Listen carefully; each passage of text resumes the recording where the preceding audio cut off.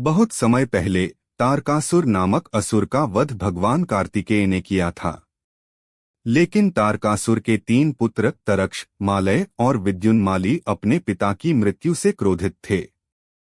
उन्होंने निश्चय किया कि वे तप करके ऐसा वरदान प्राप्त करेंगे जिससे उन्हें कोई देवता पराजित न कर सके।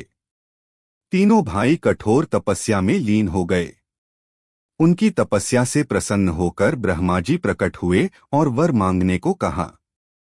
त्रिपुरासुरों ने कहा, हे ब्रह्मदेव, हमें ऐसे नगर दीजिए जो आकाश में विचरण करें और जिनको कोई भी देवता नष्ट न कर सके। ब्रह्मा जी ने उन्हें 3 अद्भुत नगर प्रदान किए, सोने का, चांदी का और लोहे का। ये नगर आकाश में घूमते रहते थे और केवल उस क्षण नष्ट हो सकते थे जब ये तीनों नगर एक सीध में आ जाएं। इन नगरों के कारण वे असुर त्रिपुरासुर कहलाए। नगरों की शक्ति और वरदान के बल पर त्रिपुरासुर अहंकारी हो गए। उन्होंने तीनों लोकों में अत्याचार करना शुरू कर दिया। ऋषियों के यज्ञ भंग होने लगे, देवताओं पर संकट आने लगा और साधारण प्रजा भयभीत हो उठी। सभी देवता विष्णु जी के पास पहुंचे और उनसे सहायता मांगी। विष्णु जी ने कहा, इनका नाश मैं नहीं कर सकता।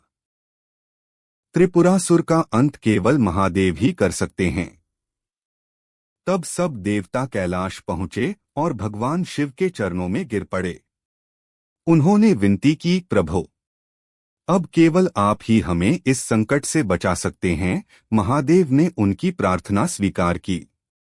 देवताओं की सहायता से एक दिव्य रथ तैयार किया गया। पृथ्वी रथ बनी, सूर्य और चंद्रमा उसके पहिए बने, ब्रह्मा सारथी बने और स्वयं विष्णु बाण बने। अब समय आया महायुद्ध का। जब त्रिपुरासुर के तीनों नगर आकाश में घूमते घूमते एक सीध में आ गए, तब पूरा ब्रह्मांड कांप उठा। उसी क्षण भगवान शिव ने अपना पिनाक धनुष उठाया और उस पर विष्णु बाण चढ़ाकर छोड़ा। बाण की आभा से आकाश प्रकाशमान हो गया और पल भर में तीनों नगर जलकर भस्म हो गए। त्रिपुरासुर का अंत हुआ और देवताओं व ऋषियों ने चैन की सांस ली। भगवान शिव ने केवल असुरों का संहार ही नहीं किया, बल्कि यह भी संदेश दिया कि अत्याचार और अहंकार चाहे कितना भी बड़ा क्यों न हो, उसका अंत निश्चित है। सत्य और धर्म की ही सदैव विजय होती है। यही कारण है कि यह दिन त्रिपुरारी पूर्णिमा के नाम से मनाया जाता है और भोलेनाथ को उस दिन विशेष रूप से याद किया जाता है। हर हर महादेव।